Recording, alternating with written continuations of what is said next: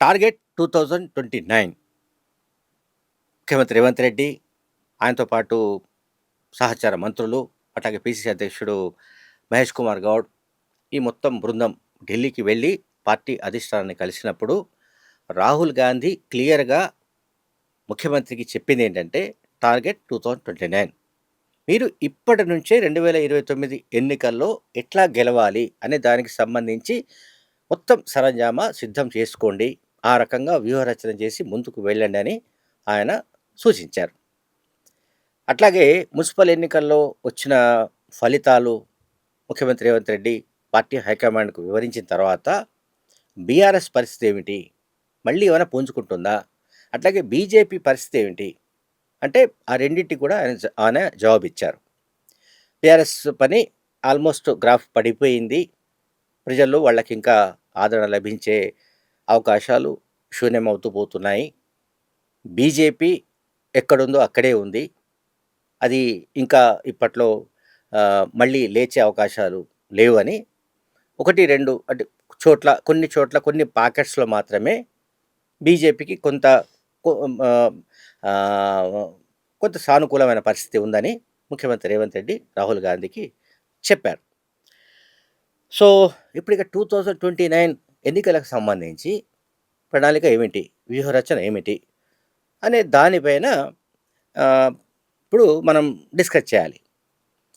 సరే, దీనికి సంబంధించి చెప్పాలన్నప్పుడు అంటే 2029 అసెంబ్లీ ఎన్నికల గురించి మాట్లాడాలని అనుకున్నప్పుడు ఖచ్చితంగా లేటెస్ట్‌గా జరిగిన మున్సిపల్ ఎన్నికల గురించి మాట్లాడాలి.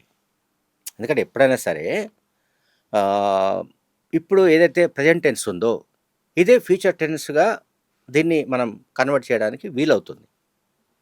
కొంతమంది అంటుండొచ్చు, బీఆర్ఎస్ పార్టీలో చాలామంది పండితులున్నారు. చాలామందున్నారు. ఒకళ్ళిద్దరు కాదు.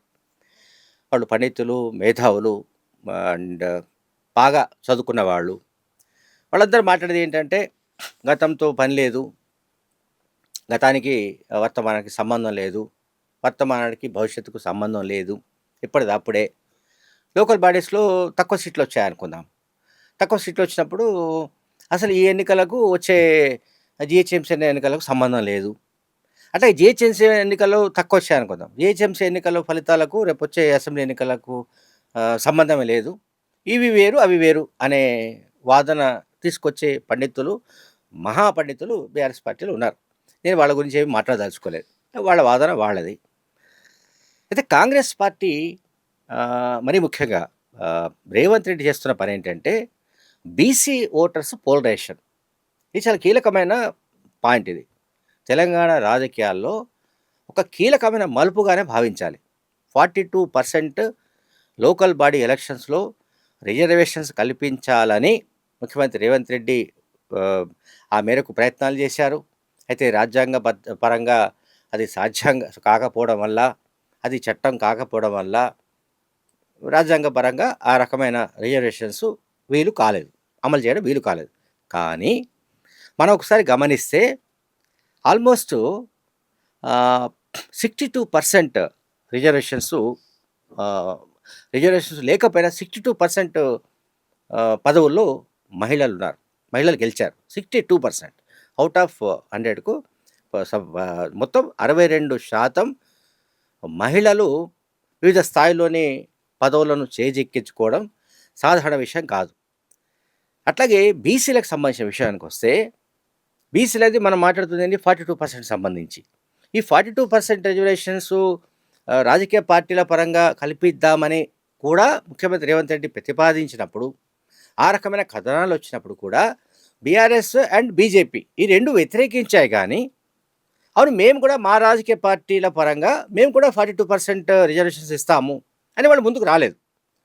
కనుక వాళ్ళు బీసీలకు వ్యతిరేకులు అని ప్రచారం చేయడానికి రేవంత్ రెడ్డికి సాధ్యమైంది. సో, అట్లా వాళ్ళు బోల్తా పడ్డారు BRS and BJP.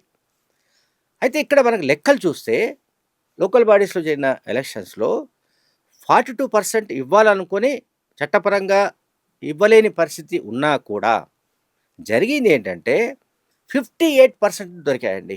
58% BC BC సామాజిక వర్గాలకు పదవులు లభించాయి. ఇది బీసీలో పెరిగిన రాజకీయ చైతన్యానికి ఒక నిదర్శనం అనుకోవాలి. అండ్ బీసీలో పెరుగుతున్న ఆహ్, ఏమంటాం రాజకీయ నాయకత్వం, రాజకీయ చైతన్యం ఒక్కటే కాదు, రాజకీయ నాయకత్వం గురించి కూడా మనం మాట్లాడాలి. సాధారణంగా ఎస్సీ, ఎస్టీ, బీసీ మైనారిటీల్లో రాజకీయ నాయకత్వంలోకి రావాలనుకుంటే చాలా అడ్డంకులు ఎదుర్కోవాలి.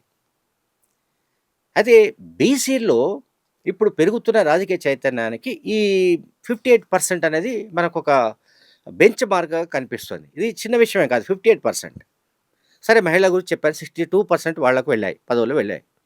ఇది తెలంగాణ రాజకీయాల్లో ఇదొక కీలకమైన మలుపుగా భావించాలి. అంటే ఇది సోషల్ చేంజ్‌గా భావించాలి. ఒక సామాజికమైన మలుపు. ఔట్ ఆఫ్ 105 మున్సిపాలిటీస్‌లో 64 మంది బీసీ చైర్పర్సన్‌లు, బీసీలకు చైర్పర్సన్ దొక్కాయి.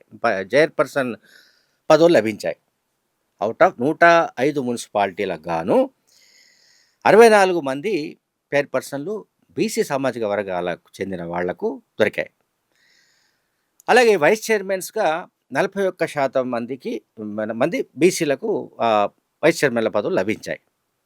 అండ్ ఉమ్మడి రంగారెడ్డి, ఖమ్మం, వరంగల్ మినహా ఈ ప్రాంతాల మినహా మిగతా అన్ని చోట్ల కూడా 55%కు పైగా బీసీలే గెలిచారు.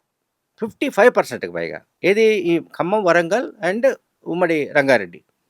ఈ మినహాయిస్తే రిమైనింగ్ అన్ని చోట్ల మనకు 55% పదవులు బీసీలకు లభించడం అనేది కూడా కీలకమైన అంశంగానే భావించాలి. అలాగే కార్పొరేషన్స్‌లో కూడా బీసీలు 4 గెలిచారు. మేయర్ పదవులు 4కి లభించాయి. అట్లాగే నిజామాబాద్ లాంటి మున్సిపల్ కార్పొరేషన్స్‌లో బీసీ సామాజిక వర్గానికి చెందిన మహిళకు మేయర్ పదవిని ఇచ్చారు. ఇది కాంగ్రెస్ పార్టీకి సంబంధించిన స్ట్రాటజీ. అంటే బీసీలకు 42% అనే నినాదం చట్టం కాకపోయినా ఇవాళ 55% అబోవ్, 55, 58, 62 ఈ రకమైన పర్సెంటేజ్ బీసీలకు దక్కడం అనేది అది సామాన్య విషయం కాదు. అంటే బీసీల్లో ఒక సానుకూలమైన వాతావరణం కాంగ్రెస్ పార్టీ వైపు వస్తున్నట్టుగా మనం అంచనా వేయొచ్చు. అంటే బీసీల్లో అధికార కాంగ్రెస్ పట్ల ఒక సానుకూల వాతావరణం ఏర్పడుతోంది. ఇది 2029 ఎలక్షన్ సంబంధించి మనం మాట్లాడాల్సి వస్తే ఖచ్చితంగా రేవంత్ రెడ్డి పక్కాగా పకడ్బందీగా సోషల్ ఇంజనీరింగ్ చేసే అవకాశం ఉంది. ఆ సోషల్ ఇంజనీరింగ్‌లో బీసీలకు ఎక్కువ వాటా ఇచ్చే అవకాశం ఉంది.